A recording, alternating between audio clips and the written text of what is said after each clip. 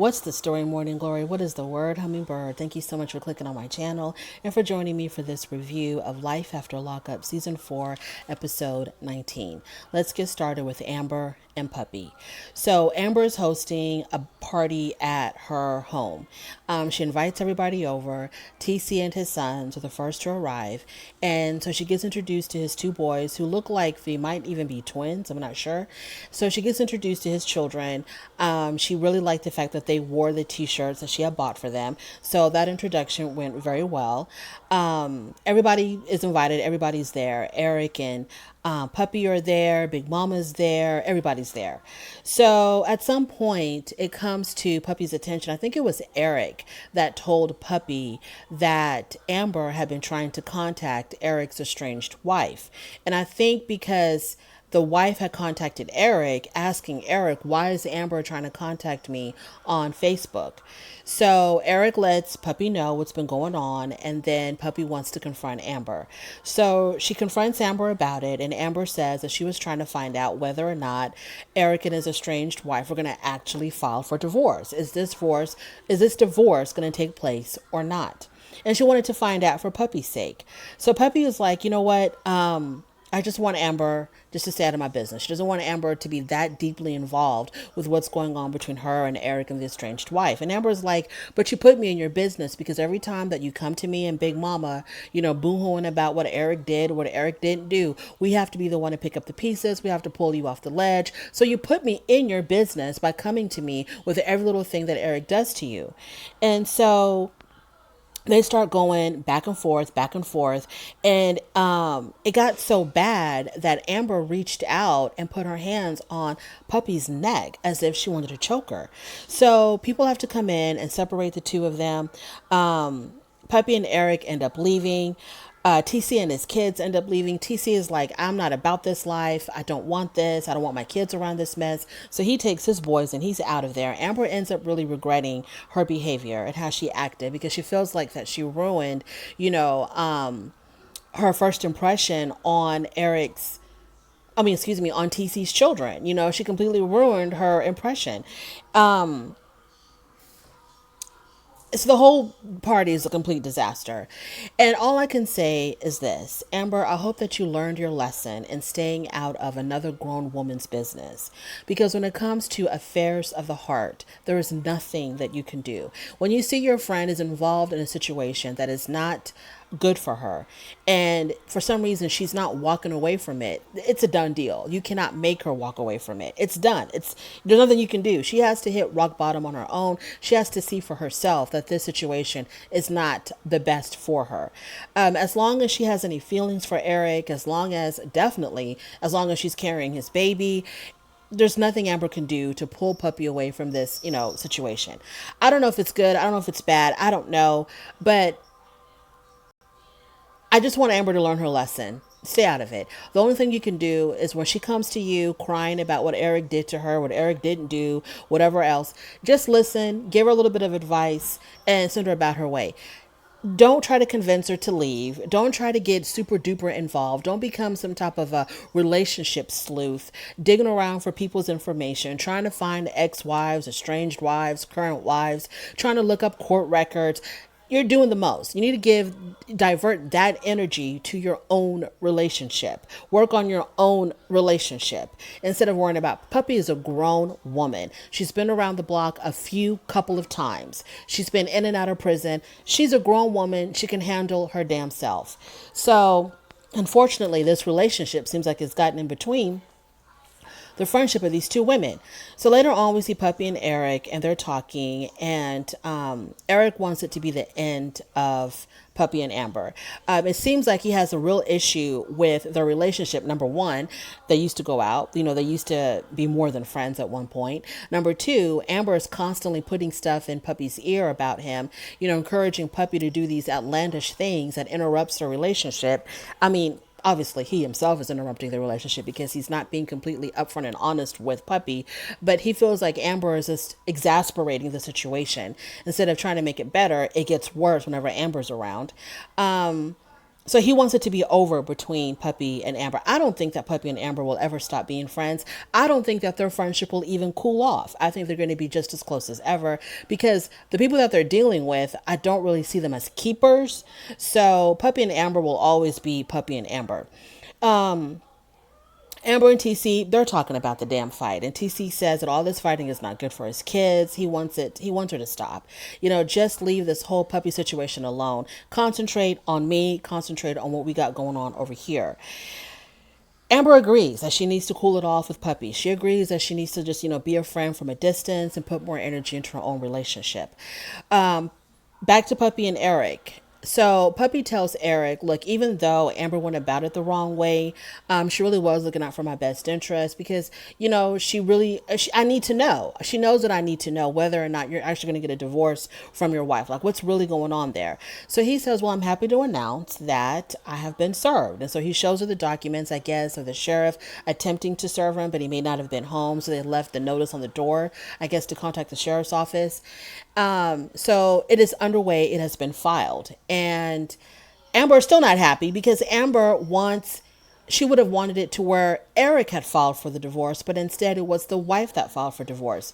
I'm confused because Puppy, look, you were with him while you thought he was still seeing his estranged wife. You thought that they were still going out or still involved with one another or still living together or whatever. You still stayed with him. So now you're going to make it a big issue that she filed for divorce instead of him? Like, does it really matter? Does it really make any difference? She could have filed for divorce because of the fact that he was so into you. Maybe that's why she filed for divorce. But Puppy wants to make it seem like, well, he didn't file for divorce first because he must still want to be married to her. He wasn't ready for the marriage to be over. Puppy, make up your mind. Make up your mind. Make up your mind. Do you want to be with this man or not? Does it really matter who filed first as long as he gets divorced? And the fact that she filed first, then shouldn't that mean that she's done with him? That even if he wanted to go back to her, she wouldn't even take him back? So, girl, it don't matter. It doesn't matter. Just be happy. If you want to be with this man, just be happy that the divorce is underway. Moving on to Daonte and Lindsay. So Lindsay is working for Blaine. Okay, so they're at this site, this construction site. I don't know what the hell this is. I don't know if it's a house, a business, or what. And they're not wearing any hard hats. She has on her Timberland high heels, and she's got her little pink work belt. And I'm like, this is so stagey and so awful. Okay, whatever. So she's working for Blaine. They're trying to, whatever the hell they're doing. She's trying to like nail something into a wall. The whole thing was like, so it looked like a high school theater play or something. It just looks so fake. Anyways, moving on.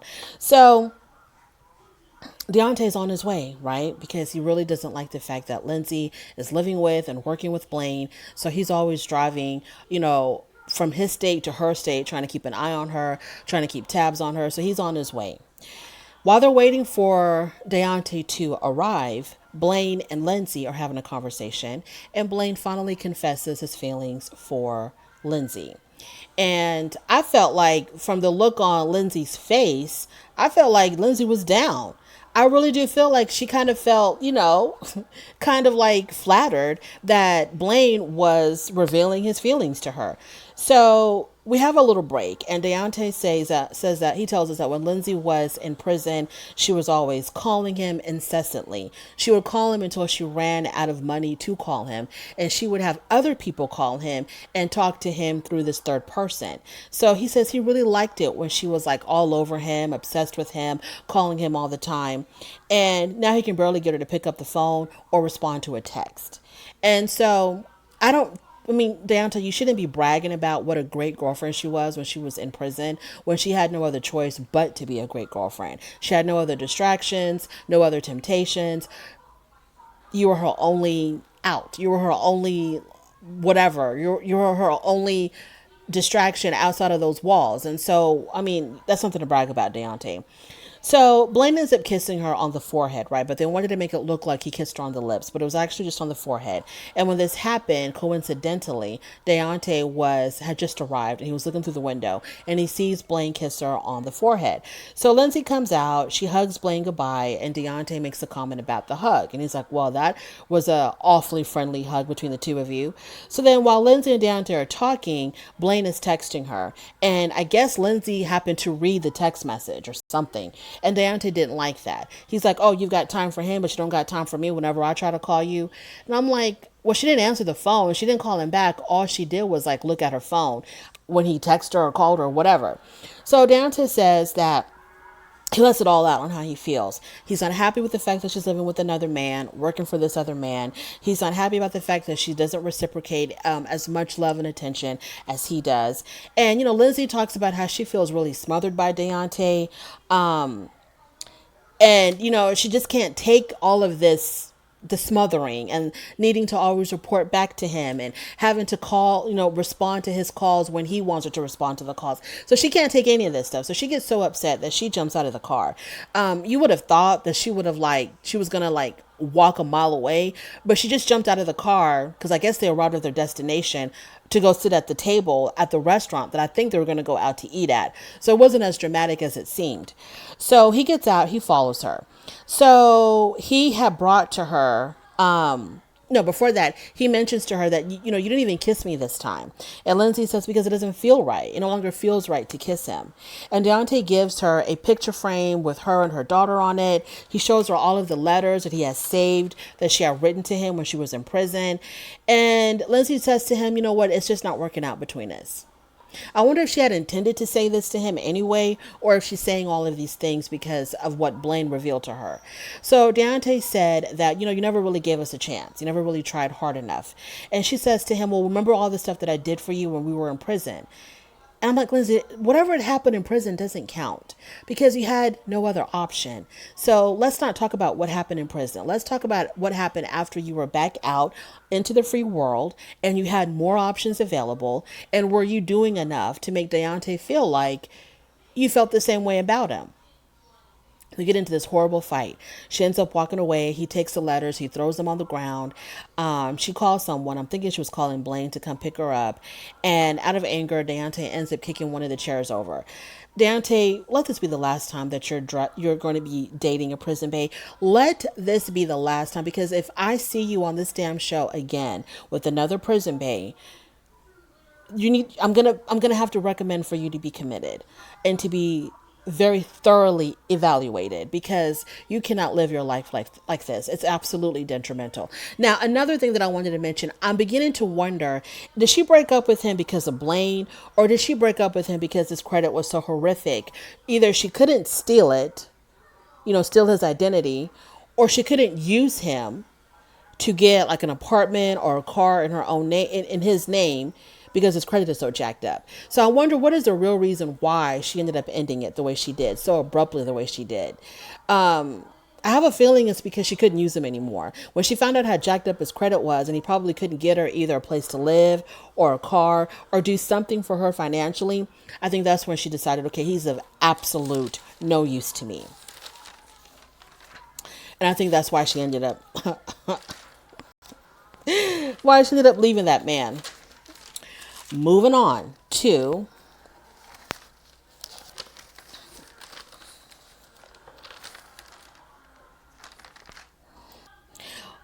Chance and Taylor. So they're visiting a possible wedding venue. They found out that it's going to cost about $4,000 to $6,000 to rent out this venue for their wedding. And Chance actually suggested getting a loan from the bank to pay for the venue. And Taylor's like, hell no. So Taylor asks him, what if we ended up having an even bigger expense? And Chance says, oh, like what? And then Taylor says, well, now we're going to have 4 kids to take care of.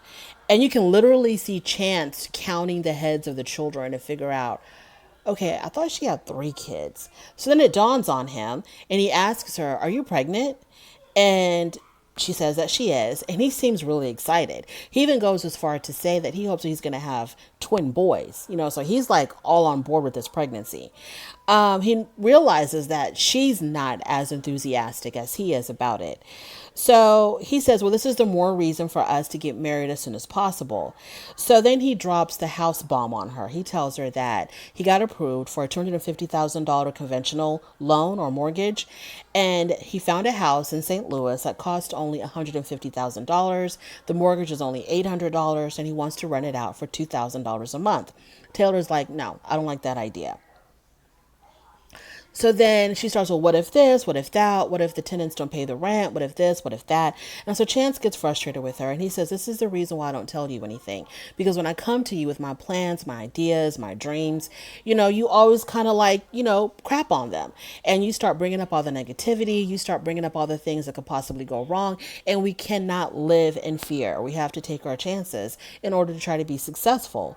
So later on, they're preparing for Bobby to come home. So Bobby's coming back from rehab, and they're getting everything ready. And the little girls ask if Bobby's going to be staying in the garage or if she's going to be staying inside the house. And I think they've all decided that Bobby's going to come back to her room. So Taylor and Chance go into Bobby's room to get it all cleaned up and get it ready for Bobby. And Chance is still, saying some very disrespectful things about Bobby. He's saying that, he's still worried about her drug use. He doesn't think that Bobby's completely out of the woods yet. He alludes to the fact that she may still be using, and he tells Taylor that this is still a risk to us because I can go back to jail if I'm in a home or anywhere around drugs, then it's going to affect you because you're going to be alone with the baby. So having Bobby come back in is going to be even more detrimental. So I don't even know why he's saying this, because even if they were to move, which I thought that's what they were going to do, I had no idea that that Chance had planned to buy a home to rent out, because when he was looking at the damn home, he was talking as if all of them were going to move into that home.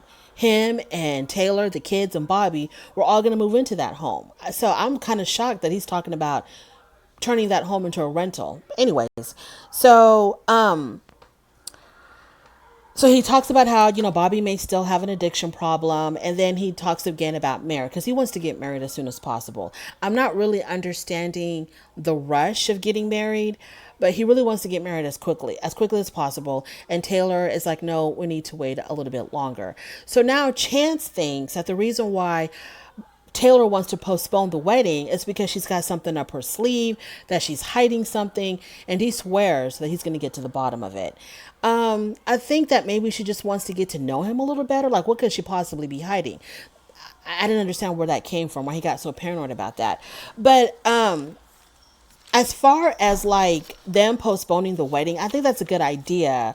But if you already live together and you're already going to have a baby together, what difference does it make if you're married or not? Like, I don't get it. What difference is it going to make? Y'all are already like connected for life through this child. You already live together. So what's going to magically change afterwards? I mean, if anything, you should have postponed having a baby. You know what I mean? Because if it doesn't work out, you're still connected to this man because you have a child. So his problems will always be your problems because you have a child together. So if you wanted to postpone anything, Taylor, you should have postponed having the baby or getting pregnant. I don't understand why now, after you found out that you're pregnant, now you're all like, weren't you thinking about these things? Anyways, let's just move on. Kevin and Tiffany, absolutely unnecessary. Okay. So after Kevin and Tiffany meet with their potential third party, third partner, third lover, I have no idea. After they meet with her, Kevin goes on and drops Tiffany off at work. Kayla follows them to Tiffany's job, but they don't know, supposedly, that Kayla's following them. So he drops off Tiffany, and so Kayla comes out of her car and she confronts Kevin. And she threatens that she's going to go inside the building and confront Tiffany and let Tiffany know what's been going on between him and Kayla. So he knows how to calm her down. He knows what, because I'm pretty sure that Kevin was in panic mode because Kayla seems like someone who would definitely go inside that building and go look for her. So I could feel like Kevin was in panic mode, but you can't react in a panicky way with someone like Kayla because she's always on the edge. So he decides to calm her down by telling her, "Hey, come on, come inside the car. Let's talk inside the car because we're out here yelling at each other, looking crazy in front of everybody. Come inside and talk to me." So she comes inside, and then he calms her down even more by showering her with kisses and stuff. So he knows exactly what needs to be done to get her to calm down and to distract her from going inside that damn building. So then they drive back to Kevin's house. Oh, needless to say, they did whatever they did in the car. So they drive back to Kevin's house, and Kevin goes in to take a shower. And while he's in the shower, Kayla gets into his phone, which I thought was hilarious because Kevin seems like the type of guy that would have a lock on his phone. So the fact that she was able to get into it so easily, Kevin is slipping, or this is completely 1,000% staged. So she makes a video directed to Tiffany about stay out of our business. This is my man. He belongs to me. Get the hell out of our lives, or whatever the hell she said. And of course, she wanted to show proof that she was in Kevin's house. So then she sends that video to Tiffany, and evidently Tiffany says she's over it now. She's completely over Kevin, and I hope this is the last time that we see Kevin, Tiffany, and Kayla. This is just nonsense. It's very circus-like. I don't think anybody's really interested in this because it's just so far-fetched. Oh, by the way, Kayla gives us a short history. No, it was Kevin. Kevin gave us a short history of him and Kayla. He tells us that after he got out of prison 7 years ago, him and Kayla were together in a relationship. He said he was really in love with this woman. It was a very serious relationship, but she ended up cheating on him. He was hurt. He never got over the hurt. And that's why they're in this constant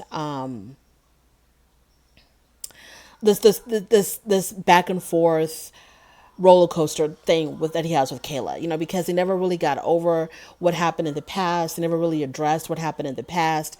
So, and they're in this constant limbo of they can't be together, but they don't want to let each other go kind of thing. Nobody cares. Nobody cares. I don't care. Whatever. So, Tiffany, you're breaking up with Kevin, or you've broken up with Kevin, or you never were with Kevin to begin with. I don't know. You're done with Kevin.